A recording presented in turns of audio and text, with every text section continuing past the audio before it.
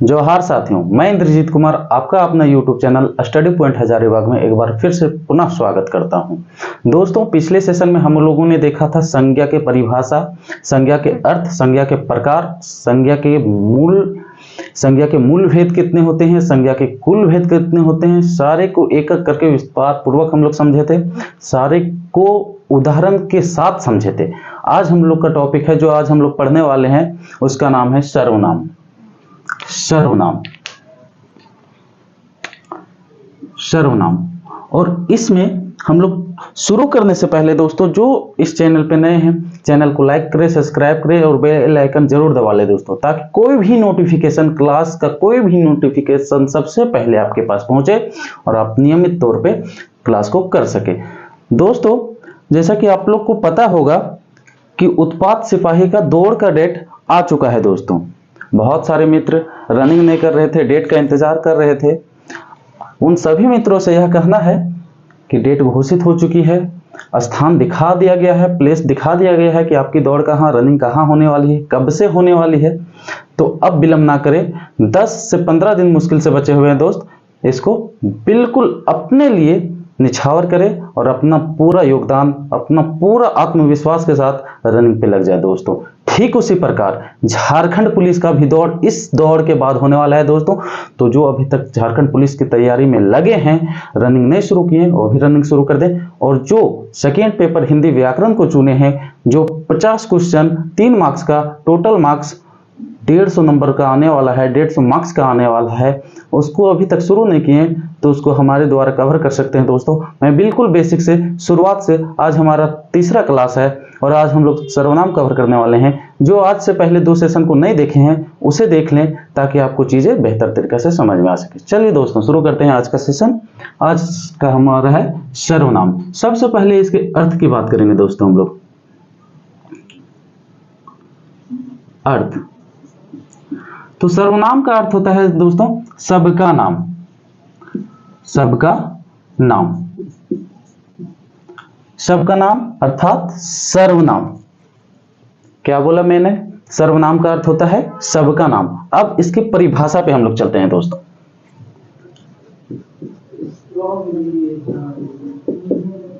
परिभाषा। तो सर्वनाम कहते किसको हैं दोस्तों, इसे इस परिभाषा के माध्यम से हम लोग स्पष्ट करेंगे और एक एक शब्द की मीनिंग, अर्थ से ही हम लोग का सर्वनाम की परिभाषा हम लोग को सर्वनाम के बारे में बतलाएगा। वह शब्द जो संज्ञा के बदले या संज्ञा के स्थान पे पर प्रयुक्त किया जाता है उसे सर्वनाम कहते हैं। सर्वनाम कहते हैं। परिभाषा में यह स्पष्ट हो रहा है दोस्तों कि वह शब्द जो संज्ञा के स्थान पे प्रयुक्त होता है उसे क्या कहते हैं? सर्वनाम कहते हैं। कैसे प्रयुक्त होता है? संज्ञा क्या होता है? हम लोगों ने पीछे देखा कि ये मार्कर है, इसका नाम है, इसकी पहचान है, तो ये क्या है? संज्ञा है। उदाहरण से समझते हैं दोस्तों। उदाहरण, जैसे हम लोग कहते हैं कि राम अच्छा व्यक्ति है।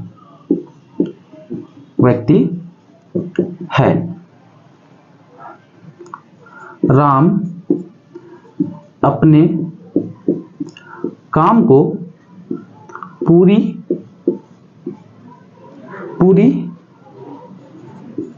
ईमानदारी के साथ करता है।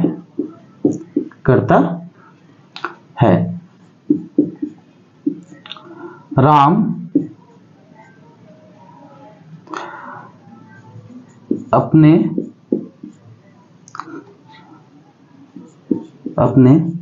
सिद्धांतों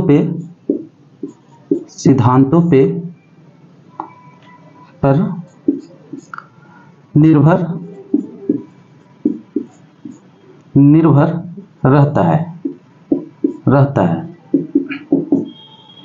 ये एक वाक्य लिखा मैंने दोस्तों, एक वाक्य में लिखा है, बहुत सारे वाक्य हैं। एक वाक्य ये कि राम एक अच्छा व्यक्ति है। दूसरा वाक्य हमारा हो गया राम अपने काम को पूरी ईमानदारी के साथ करता है। तीसरा है राम अपने सिद्धांतों पे निर्भर रहता है या अपने सिद्धांतों के हित में ही कार्य करता है। तो देखिए दोस्तों, ये बिल्कुल एक सरल वाक्य का उदाहरण है। तो जहां जहां राम आया है, मैंने क्या कहा, कोई भी नाम क्या कहलाता है, संज्ञा। क्या कहलाता है, संज्ञा, संज्ञा, संज्ञा। तो जहां जहां राम है यानी कि ये क्या है, संज्ञा है। क्या है, संज्ञा है। इधर से देख लेते हैं हम लोग तीसरे नंबर पे, ये वाला, ये क्या है, संज्ञा है, संज्ञा है। और यहां क्या लिखा गया है, वह शब्द जो संज्ञा के स्थान पे प्रयुक्त किया जाता है उसे सर्वनाम कहते हैं। जैसे दोस्त, यहां हम कह सकते हैं सर्वनाम को इसके प्लेस पे लगा सकते हैं कि राम अच्छा व्यक्ति है। वह अपने काम को पूरी ईमानदारी के साथ करता है।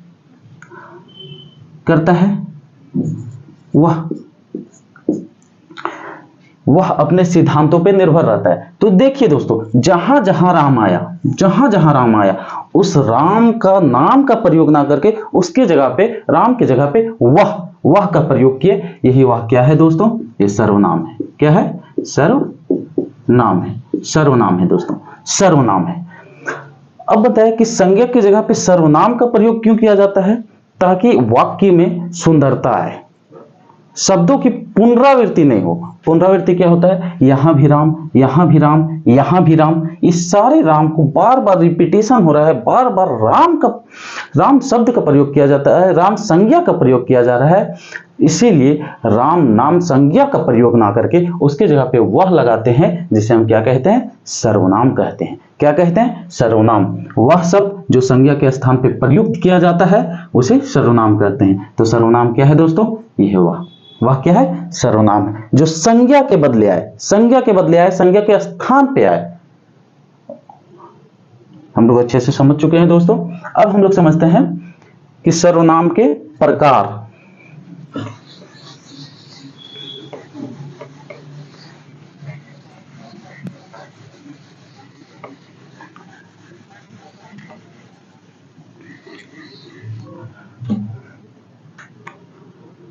सर्वनाम के भेद। पहला तो भेद है। तो दूसरा हम लोग समझेंगे कि सर्वनाम के शब्द कितने होते हैं, कुल शब्दों की संख्या कितनी है। सर्वनाम के शब्द संख्या, सर्वनाम के शब्दों की संख्या कितनी है, शब्दों की संख्या, ये समझेंगे दोस्तों। तो सबसे पहले हम लोग समझते हैं सर्वनाम के भेद। सर्वनाम के भेद, तो सर्वनाम के 6 भेद हो दोस्तों। कितने भेद, 6 भेद। कितने भेद, 6 भेद। अब ये 6 भेद कौन कौन से हैं, इसे विस्तार पूर्वक समझें। कितने भेद दोस्तों, 1 2 3 4 5 और 1 6। कितने भेद, 6 भेद। सर्वनाम के कितने भेद, 6 भेद है दोस्तों, 6 भेद। और सर्वनाम के शब्दों की संख्या कितनी है, शब्दों की संख्या कितनी है, तो सर्वनाम शब्दों की संख्या 11 है दोस्तों, 11 है दोस्तों। यहां समझने की बात है दोस्तों, मैंने कहा कि सर्वनाम के कितने भेद हैं, कितने प्रकार हैं, तो वह कितने हैं, 6। लेकिन फिर यहां बता रहे हैं कि सर्वनाम शब्दों की संख्या कितनी है, भेद नहीं, प्रकार नहीं, शब्दों की संख्या कितनी है, तो 11। इसे जब हम इसके भेद पढ़ेंगे दोस्तों, तो ये शब्द कौन कौन से हैं 11, उसे भी मैं विस्तार पूर्वक बताऊंगा, एक एक करके बताऊंगा, भेद के साथ बतलाऊंगा। तो चलिए शुरू करते हैं।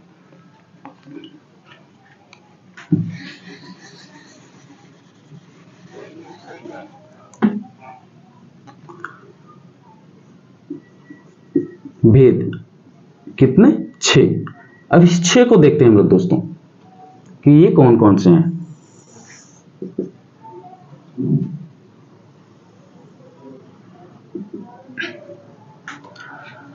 पहले नंबर पे है पुरुषवाचक सर्वनाम।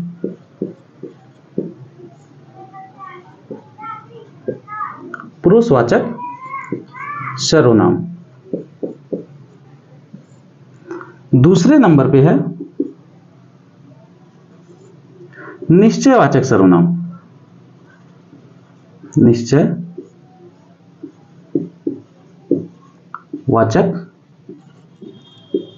सर्वनाम। तीसरे नंबर पे है अनिश्चयवाचक सर्वनाम।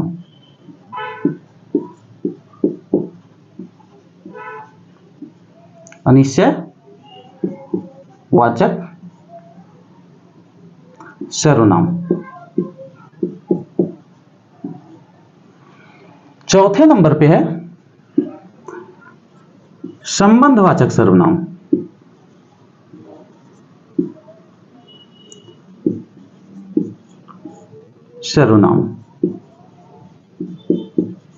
संबंधवाचक सर्वनाम। पांचवें नंबर पे है प्रश्नवाचक सर्वनाम। प्रश्नवाचक सर्वनाम। एवं अंतिम और छठे नंबर पे है निजवाचक सर्वनाम। निजवाचक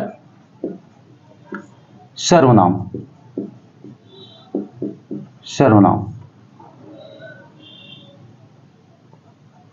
निजवाचक सर्वनाम।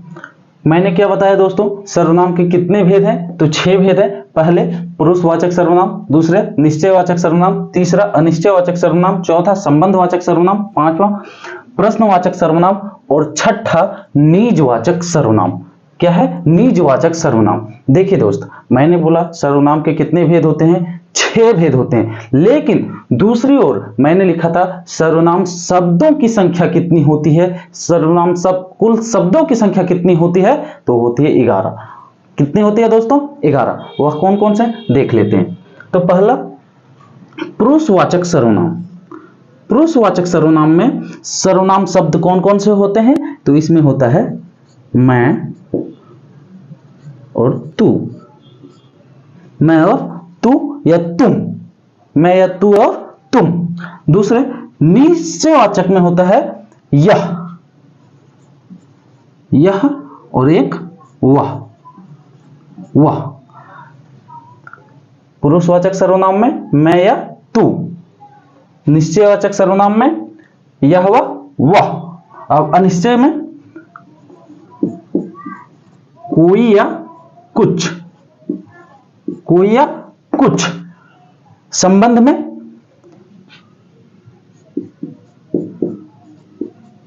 जैसे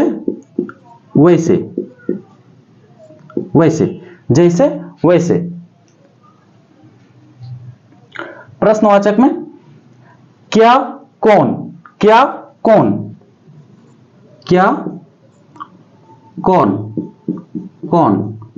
और निजवाचक सर्वनाम में आता है दोस्तों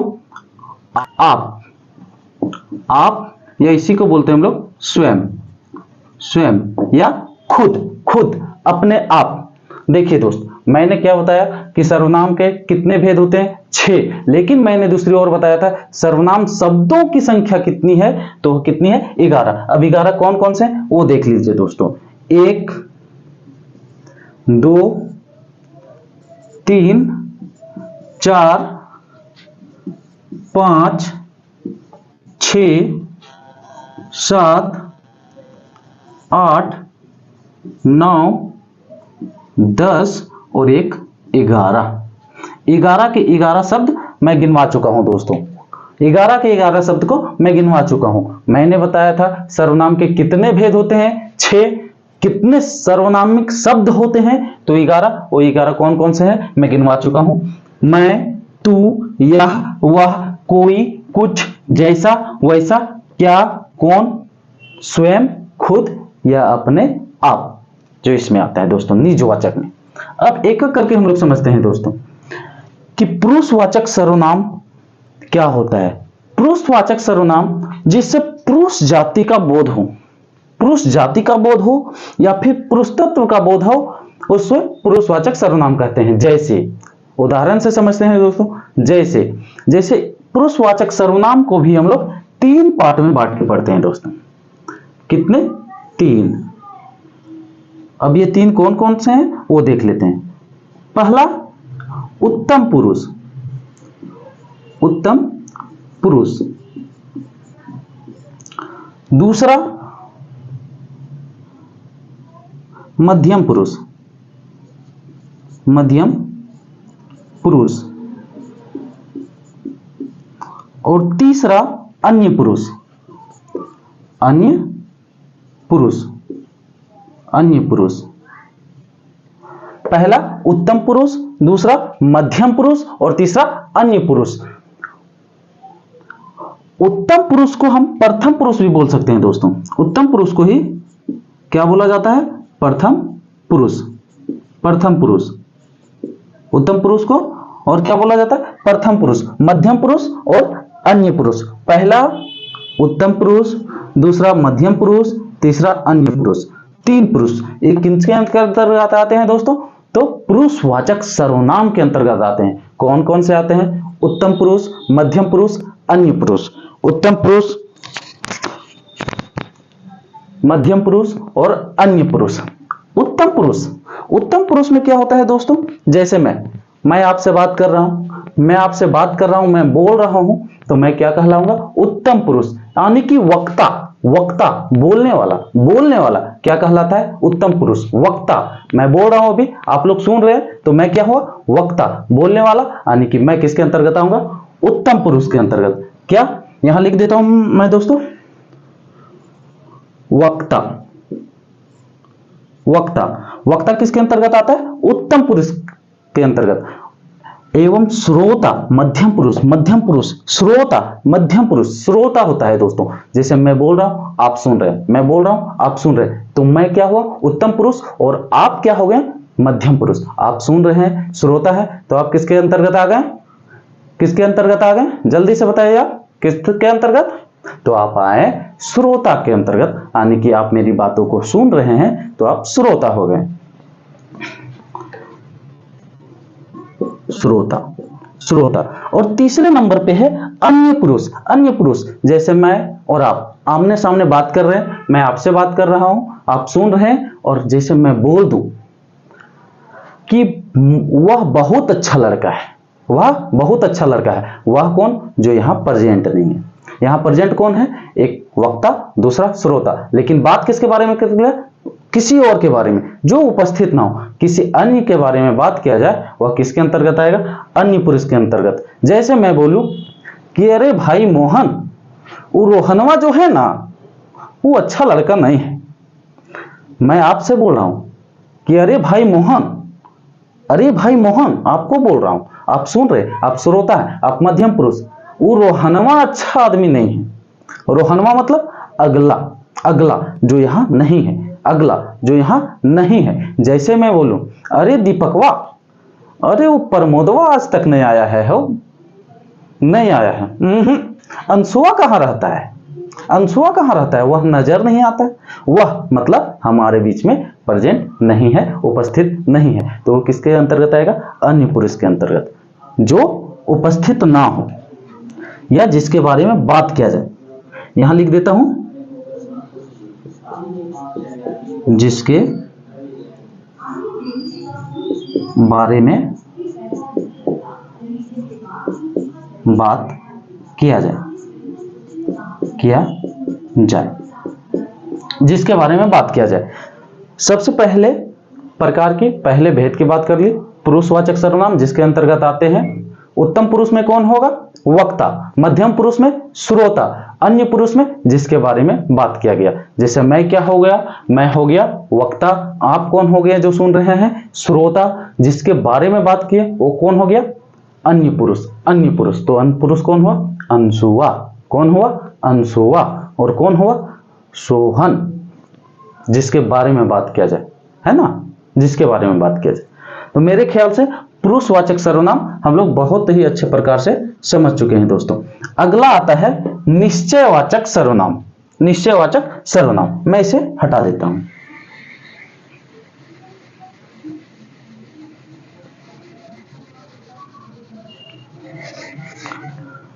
निश्चयवाचक सर्वनाम, निश्चयवाचक सर्वनाम में बिल्कुल ही आसानी से हम लोग समझ सकते हैं दोस्तों, साथियों, भाइयों, जिसमें निश्चितता का बोध हो। जैसे मैं कहूं यह मार्कर मेरा है, यह मार्कर मेरा है, यह मार्कर मेरा है, यह मार्कर मेरा है, वह मेरा चीज है, वह मेरा चीज है, वह मेरा पैसा है, वह मेरा कलम है, वह कॉपी मेरी है। यानी कि यह, मैंने क्या बोला था, सर्वनामिक संयुक्त कौन कौन से हैं, यह और वह। यह मार्कर मेरा है, दूसरा वह पुस्तक मेरी है, जिसमें निश्चितता हो, जिसमें अपना अधिकार की बात हो कि वह मेरा है। जैसे उपज कठवा खेतवा हमरे हो, उपज कठवा खेतवा हमरे हो, तो निश्चित है कि वह किसका, मेरा है। पिपरा पास जो घरवा है वो घरवा हमरे हो, वो घरवा हमरे हो, तो केकर हो, हमर हो, मतलब अपना अधिकार है, मेरा अस्तित्व है उसमें, मेरा निजित्व है, इसलिए मैं बोलूंगा एक किसके अंतर्गत आएगा, निश्चयवाचक के अंतर्गत। निश्चित है, चीज निश्चित है, वस्तु निश्चित है, जिसके बारे में बोला जा रहा है, बोल रहे हैं, वह निश्चित है, निश्चित है, निश्चित है। और निश्चितवाचक सर्वनाम में, निश्चयवाचक सर्वनाम में यह और वह, मैंने बताया था ना कि पीपर के पास जो घर है वह घर मेरा है, वह घर मेरा है, यह मार्कर मेरा है, यह मार्कर मेरा है, जिसमें निजित्व का बोध हो, वह किसके अंतर्गत आएगा, निश्चयवाचक सर्वनाम के अंतर्गत। अब आगे आते हैं हम लोग अनिश्चयवाचक सर्वनाम। अनिश्चयवाचक सर्वनाम, तो अनिश्चयवाचक सर्वनाम से ही समझ में आता है जिसमें निश्चितता ना हो, निश्चितता का बोध ना हो, जिसमें कोई निश्चित बात ना किया जाए। जैसे अगर मेरे दरवाजे पे कोई आता है, मैं अंदर हूं, वह नॉक करता है, तो मैं बोलूंगा देखो देखो कोई आया है, देखो कोई आया है, देखो कोई आया है। कौन आया है, ये निश्चित नहीं है, कौन आया है यह निश्चित नहीं है, तो ये अनिश्चित बात किया जा रहा है कि कोई आया है। जैसे दूध में कुछ पड़ गया है, दूध में कुछ पड़ा है, कुछ पड़ा है, क्या पड़ा है पता नहीं, लेकिन कुछ पड़ा है ये पता है, कुछ तो पड़ा है, लेकिन क्या पड़ा है ये पता नहीं है, तो किसके अंतर्गत आएगा, अनिश्चयवाचक सर्वनाम। किसके अंतर्गत, अनिश्चयवाचक सर्वनाम, कोई और कुछ, इसको भी याद रखना है दोस्तों, कोई और कुछ। चौथे नंबर में है संबंधवाचक सर्वनाम। संबंधवाचक सर्वनाम, संबंध क्या होता है दोस्तों, रिश्ता, रिश्ता होता है संबंध, रिश्ता।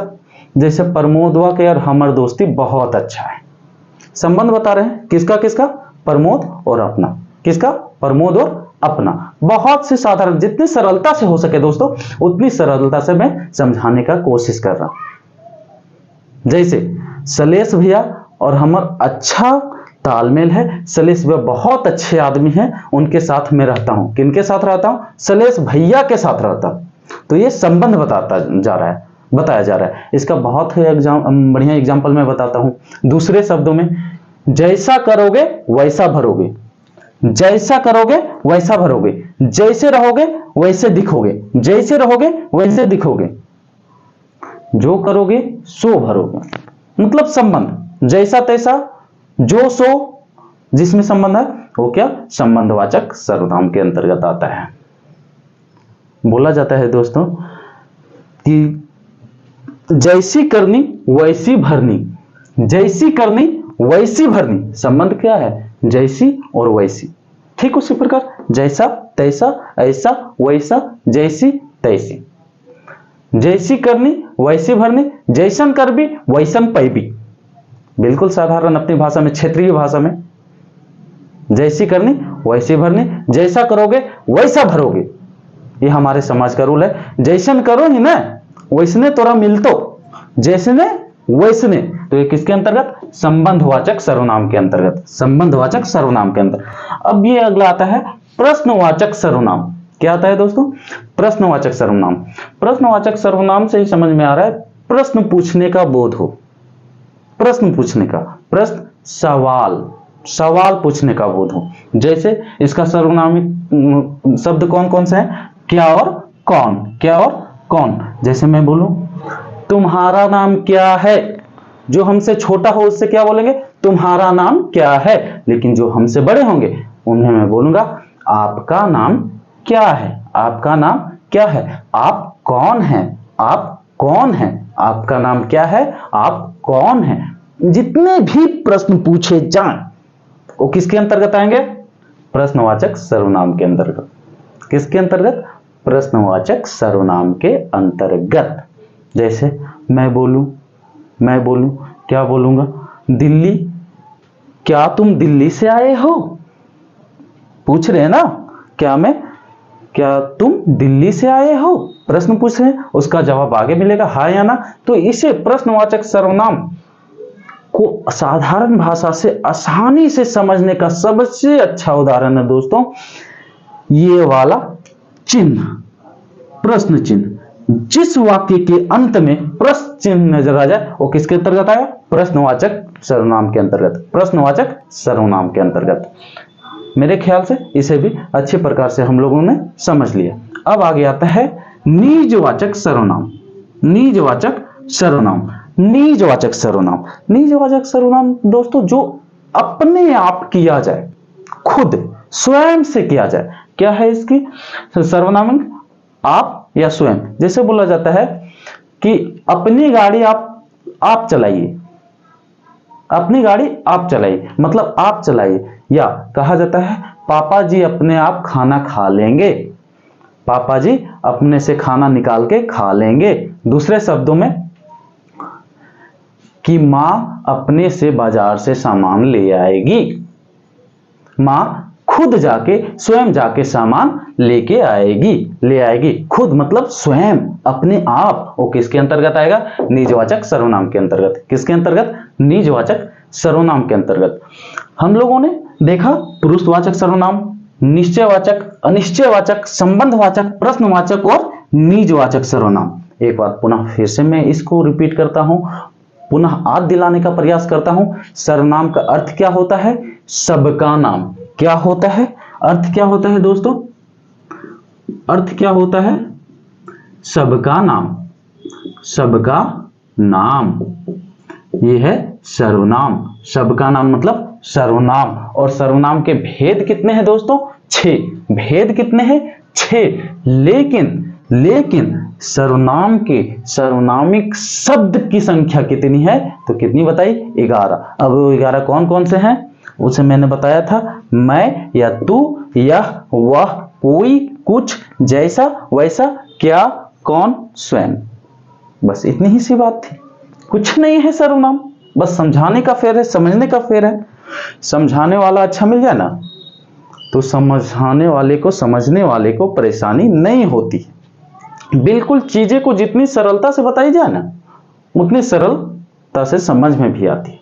आज हम लोगों ने सर्वनाम का पाठ, सर्वनाम का टॉपिक जो था, उसके भेद, उसके सर्वनामिक शब्द, सर्वनाम की पहचान क्या होती है, कैसे मैं जानूंगा, कैसे आप जानेंगे, कैसे अगला सर्वनाम को पकड़ेगा, तो ये बहुत आसानी से हम लोग समझ लिए हैं। और आगे जो कल का सेशन हम लोग का होने वाला है दोस्तों, वो सेशन इससे आगे चलेगा। तब तक के लिए जय जवाहर, जय झारखंड, जय भीम।